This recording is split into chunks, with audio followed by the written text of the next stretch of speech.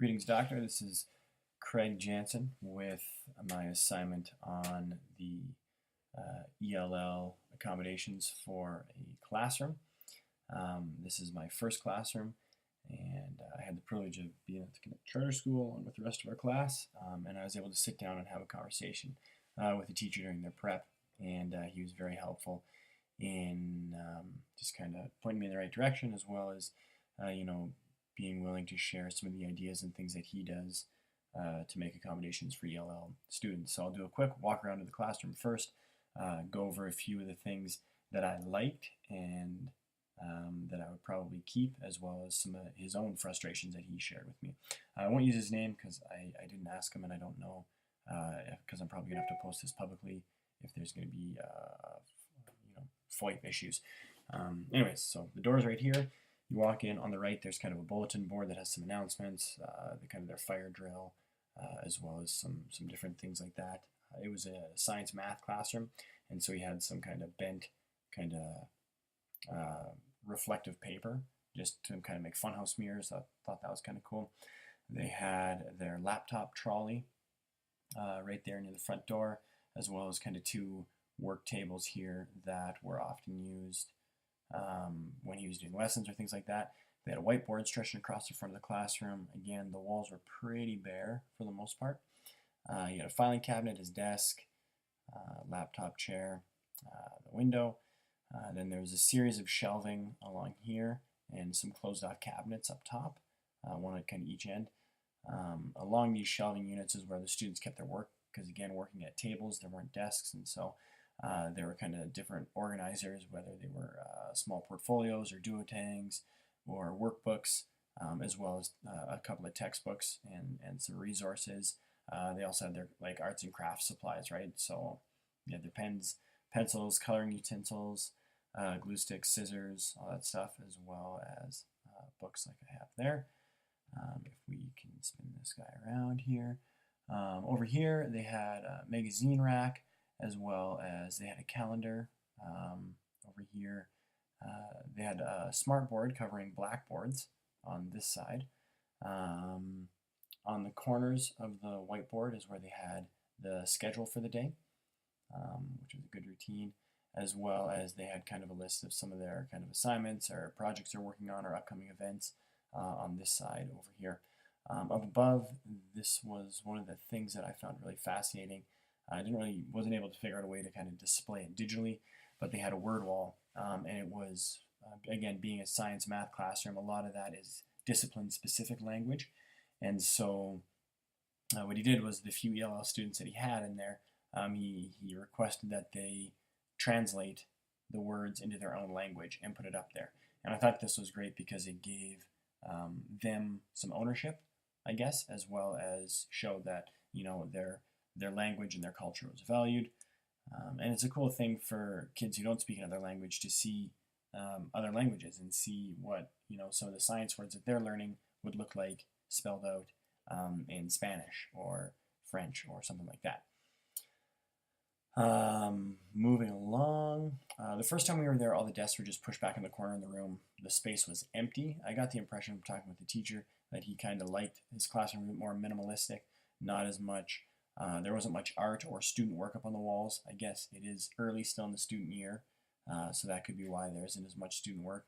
But it had a minimalistic feel, which is kind of nice, and I like that in some sense, but our readings and stuff kind of disagree with that. The second time I went there, when I had the conversation, the desks were set up and it was just kind of scattered. There weren't rows, there weren't anything specific, there weren't 2 chairs or 3 chairs scattered. It was just kind of a hodgepodge. I did like the tables, and again, talking with the teacher, he said that he liked the tables as well as had some frustrations. He said it would be nice if they could break down into smaller units so the kids could have individual workspace, but he liked the table just as far as the community and kids can sit with their friends, which is okay, or if you have ELL students, you can put them with other students, and then do a lot of things like the think, pair, share, which is a strategy that he talked about that I really like and will be trying to use a lot as a teacher.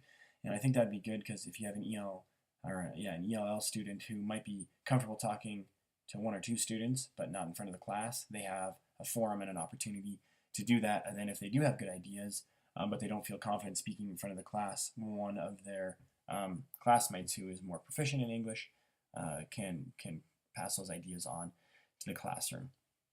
Over here in the corner, he had a big cabinet. Not sure what was in it. I didn't go and snoop through his stuff. And then they had kind of a signal cabinet with a sink there, which would probably be nice for science if they're doing some different things. And then along this wall, they had their coat racks and kind of a bench and places to put their gear when they come in. And then up above here, they had a wall on respect, as well as kind of each kid had a picture with some artwork of their name and some different things like that. Some things that I saw outside the classroom that was really nice, again, as far as an ELL strategy, was they had a picture wall that had kind of the geography of Canada, and instead of just saying, hoodoos or prairies or stuff like that, they had pictures of it, then the term, and again, our textbook reading as well as some of the articles really supported that kind of thing, making things more visual, so there's an image to connect to a term, which is helpful for ELL students. So that's kind of my first floor plan. When I went to the second one, I decided for my own reasons, which are, I'll tell you, that I wanted to keep it the same size classroom and not go crazy all out. I know you said we could do that, but I felt like it'd be more beneficial for me to do something that's semi-realistic. And so my second classroom, I kept the same space, but I changed a few things around. My first thing to talk about, I guess, with this, kind of my intro, is I feel like, I'll start with a quote. It's a quote from the NFL, because I'm a huge NFL nerd, but I think it applies here. It was by the Eagles head coach, Chip Kelly, and he said, "Culture beats scheme every time." And what he's talking about there is that the attitude and the culture that you have around your team, or in this case your classroom, is more important than your X's and O's, or maybe your plans and your strategies. And I relate that to teaching, because I think a healthy classroom culture or ecology is more important than what you plan as a teacher. If your kids feel good about being in class and they feel like you have a good relationship with them, I think that's going to be more beneficial than great lessons that you've planned. Again, I feel that the attitudes and routines are more important than the content. If students are enthusiastic, engaged, and intense, I think it'll be easier to build that kind of academic momentum and have more meaningful learning experiences. And again, that kind of section was taken out of the first chapter of our textbook. So again, I'll do a kind of a quick overview of the room from the top again before moving through. I have the door here. I switched the teacher's desk around and I made kind of these break-off areas as the first thing that you see. I really liked, again, at the end of our textbook in the first chapter, they talked about kind of copying that Barnes and Noble idea, or right, that Chapters has, that's a space that's inviting and comfortable. And so you walk in this classroom, you see easy chairs, you see sofas, you see an aquarium right away, you see a guinea pig cage, there's plants, there's sofas, there's kind of a reading / culture corner, and again, I put a Christmas tree in here because my program offered that, which is sweet, but also that's a cultural thing that we would celebrate, as well as other holidays and religious ceremonies from around the world, so the kids are cognizant of that and aware of that. One of the things that I found on Color in Colorado, which is an ELL website in the States, that was an excellent resource that Caitlin referred me to, and I took a look at, is they talk about making parents feel welcome and ELL students feel welcome and at ease. And I think walking into a classroom where there's aquariums and couches and plants is a lot less intimidating than structured straight rows. One of the things that I really struggled with in this assignment is my whole academic experience has been the super traditional desks in rows. Like I honestly, other than science in high school when we were in a lab, I can't remember ever having a classroom that didn't have just rows of single desks that we sat in. And so that was my classroom experience. And so I really struggle with that because I am more, I guess, in a sense, old school in that way, and more teacher-directed learning and stuff like that. And I'm really trying to break away from that, but I have this inner struggle going on as I'm designing this crazy fun classroom that seems awesome. But I felt this, internal tug to, I need desks and rows, and I was able to resist. So I have, sorry, excuse me, moving in here. So again, I found from some of the readings as well, from our textbook as well, as that Color in Colorado, that breakout areas are huge, and I really like that idea. And so I've tried to create as many breakout areas as possible, and some with different functionalities. And so here I have some couches, which I'm hoping is just kind of a comfortable place for kids. They talked about finding quiet places for kids to read, write, and think. Lots of nooks and crannies. And so I have couches with coffee tables. I have some lamps and stuff. I guess I can show that to you from a better angle. So there's some lamps and plants and things like that. Some cool Lego chairs and a couch here. I found a nice workspace where they have the whiteboard. I figured that'd be a good place where small groups or kids could go and break out. They can work on a whiteboard if they prefer that. Kind of visual. I'm a visual learner. I like mind maps and stuff like that, and so I think that's a productive area. I have a magazine rack. I have a bunch of bookshelves here. I have a bookshelf here, bookshelves here, and then a multimedia. This is a TV. What my intention would be with this is to use this as an interactive kind of news updater calendar, right? You see in Mount Royal in the rec center, for example, they have that, the next run, the next event. And I think this is a way that I could remind students of, assignments that we're doing or when they're due, projects we're working on, if they need special help, calendars or special events. So again, I put a Christmas tree in here, assuming that it's Christmas time. There'd be some Christmas themed things, if it was during the month of Ramadan or, Chinese New Year. Obviously, we would have some content relating to that. And so this would be an area where, we're integrating technology as well as, using that technology to help make our students aware of other cultures and of our ELL students and students that are from other places in the world, kind of what is going on in their life. That would also be a reminder for me as a teacher, if there are significant holidays coming up, and say I have, some kids that celebrate Chinese New Year, I'm not going to try and plan a bunch of huge projects right around that time when I know that they're going to be hanging out with their families and not have opportunities to work. So that helps me be sensitive in my planning. Again, I have a reading carpet here. I was figuring a teacher could just flip one of these chairs around, and this could be an area where we could do some class reading and just kind of a comfortable space where kids want to lay down and read or whatever. They have that opportunity. The desks, I kept the tables, like I said, because I like the idea of the think, pair, share. I like having peer assistance there, as well as them being able to bounce their ideas off of each other. I also like that the tables offer, I can put 5 kids at one table, because again, I don't have a ton of space here, and that's a way I can compress for our more lessons or teacher-directed learning before we kind of break off into our breakout areas. I moved my laptop trolley over here. Again, it's close to the students, it's accessible. I like that. I put in a couple of stand-up desks at the back. Again, if kids are needing that or interested in that, that's great. I grabbed a quote from page 12 of the Ladybugs, Tornadoes, and Swirling Galaxies textbook that we're using. And the quote is, "Painters use easels while they paint so they can visualize their work and reflect while going through the process. So why can't writers?" And so I tried to be sensitive to that. I have an easel down here. I have a movable whiteboard over here, and I have stand-up desks. Again, alternate ways that some kids learn or that they want to work, and we want to be sensitive to that.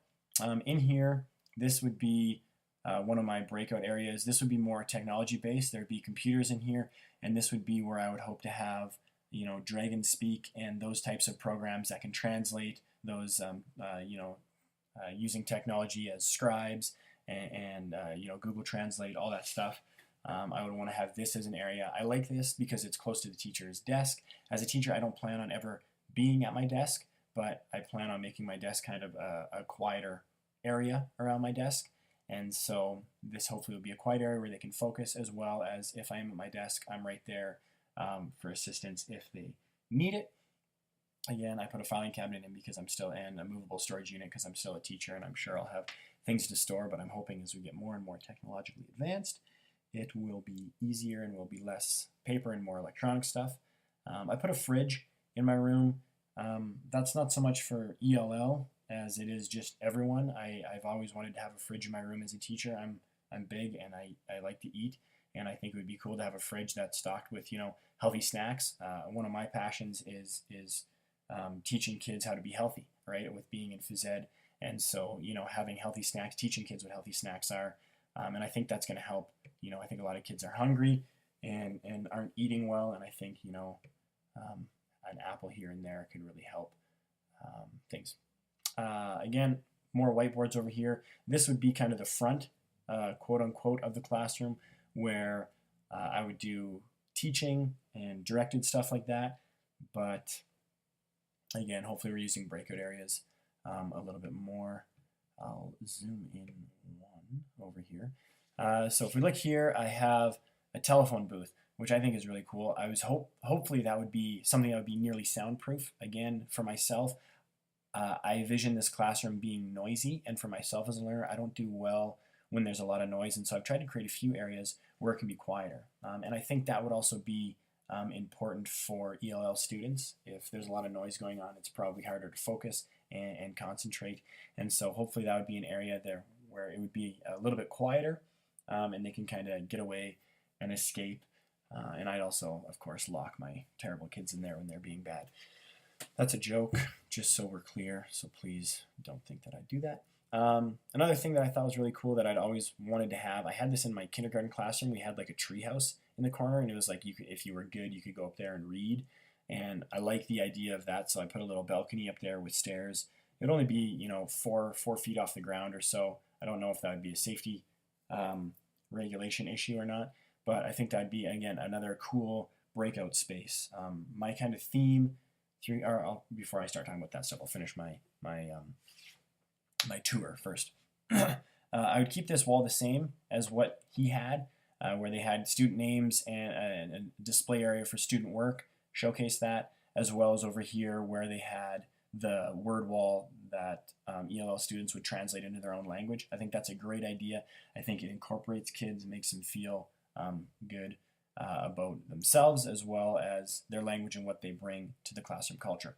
I put here, these are lockers, and what my vision here is to have each kid, again, I'm a jock, I know that, but each kid like a really nice locker room cubby where they have room to hang their coat, they have room to put their shoes and their bag, as well as that would be where I would do their storage stuff. So my vision would be to have drawers with kind of like filing cabinet drawers where everything's organized, and they have their math here, science here, English language arts here, social here, and everything could be nice and organized, and that would be some space where they can keep all their stuff organized in kind of their own area, kind of their version of what a traditional desk used to be.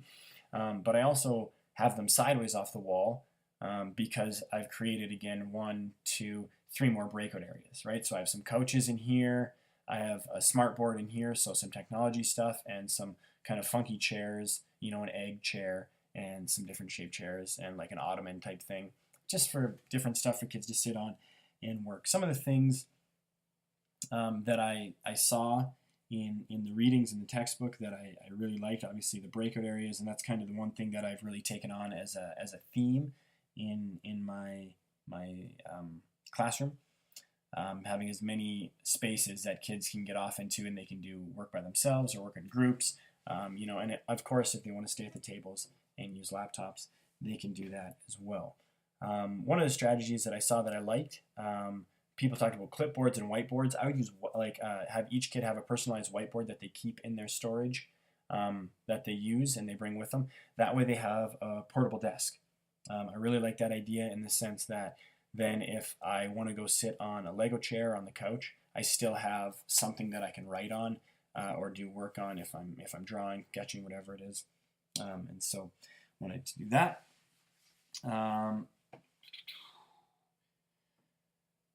Highly visible. I want to have lots of areas to display work and places where kids leave work out. So if kids are working on the easel or the whiteboard, just leave it on there. We'll come back to it when we get another chance. I think that's great because it allows other kids to see other students' work and help them grab ideas or the way that they've articulated it. And again, I think that allows for peer modeling for my ELL students, right? If they can watch other students who are more proficient in English and how they're working and writing and the kind of things that they're doing, that is a form of modeling that should help in their scaffolding. One of the things that I'd also like to do, and the Connect Charter School is very fortunate to have the 1-to-1 ratio for technology, whether it's an iPad or a laptop. I have a friend who has a great strategy, and this is kind of what I was thinking in the telephone booth or in this technology area, is he's a science teacher, high school teacher, and he records a lot of his lessons or his bigger lessons and posts it to his YouTube page. And so he teaches a lesson in his class, but then if a kid misses it, they can access it, misses a class, they can access it on YouTube. Or my thought is for ELL students, oftentimes, right, we talked about they hear one thing and they're processing it and they miss the next 5 things that are said, or kids that just take a little bit longer to process. This way they can listen to something, pause it, process, hit play, and keep going, and that also saves me from getting bombarded with 8,000 questions about the lesson we just taught. So again, we want to have lots of breakout areas, keep it highly visible. Low shelves, again, I was thinking here, these drawers would probably be underneath where they sit, and so everything would be accessible. And then over in my kind of corner, I have all these kind of magazine stands and racks and bookshelves are all low to the ground, so they're accessible for kids. As well as my ELL students, they can go and grab what they need, and that should help with organization as well if they can get what they need and put it back with as little assistance from myself as possible. I think that's what we're going for. Again, breakout areas / workstations. My thought with this big filing cabinet was this would be where the classroom supplies are. So they keep their personal stuff in their cubbies. Here's where our classroom supplies are. So this is where if they need a clipboard or another whiteboard that's mobile, that's where it is. That's where pens are. That way, insecure students don't have to come and ask. They can just go and get what they need. One of the things that I saw in the textbook, I believe it was this concept of use pens with ELL students, not pencils.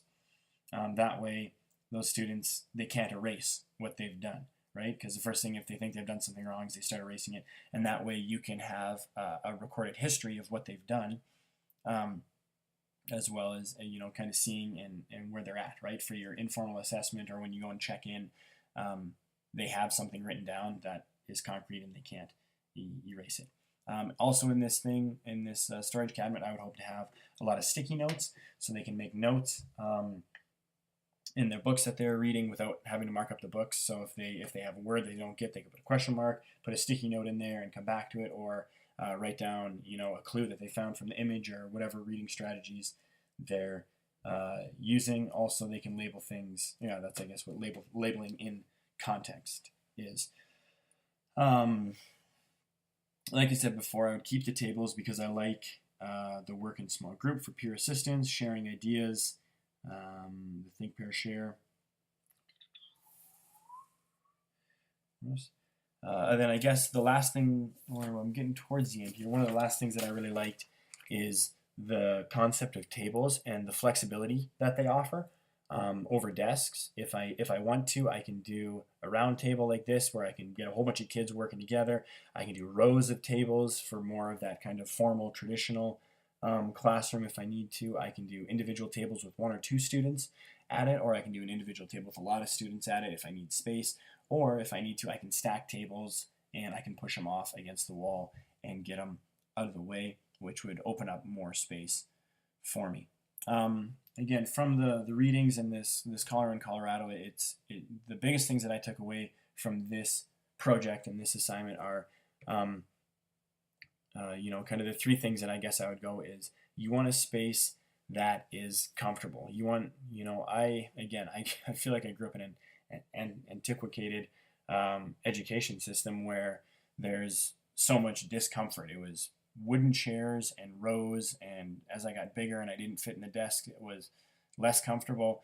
And seeing this and getting away from this, I look at this room and I would be really excited if this was the space that I was working in every day. If there were couches, if there's an aquarium, if there's a fridge, if there's cool things like a telephone booth and a little kind of treehouse or a little kind of elevated perch. Smart boards, there's lots of technology. And so I look at that and I go, I would get excited about coming to this environment to teach. And I think as a student, I'd get excited about going to a room that had these things. And so, for comfortable, I view myself as a relational person, and I think and I hope I will build good relationships with my students, and I want my classroom to be a reflection of that, right? Somewhat goofy with things like telephone booths and Lego chairs, but still structure and a plan and a safe place there. So that's the biggest thing is comfortable. With that, again, I kind of said this already, but the breakout areas, right? I feel like I've effectively created, 1, 2, or I guess, let's do it this way. 1, 2, 3, 4, 5, 6, 7 under the stairs, 8 on top of the stairs, 9 in the telephone booth, 10 at my desk if they need it. I've created a lot of spaces where a small group, 1 or 2, 3 can work, even some large group spaces, or where individuals can work. And I think that seems to be the way as we get more into inquiry-based learnings, where kids are doing more personalized, individualized learning, which I think is really good. We need to be creating spaces that reflect that and those needs that students have, right? It's no longer everybody's doing the same thing in rows, production kind of thing. And so I have, comfortable, lots of breakout spaces, and a flexible space, right? So a space that can change and bend to the needs of the students, right? If I have a bunch of students who want to stand to work, I can adjust tables, and often tables you can, telescopic legs, you can raise them up and get rid of chairs if you need to, or whatever it is, right? I have this kind of reading corner, which my hope would be this is kind of a multi-purpose room within my room where I can, I can push these couches over a bit, and I can make this space bigger. I can shrink it. I can make it all about culture. I can make it a reading area. I can do what I need to within all of that. And then again, displaying work.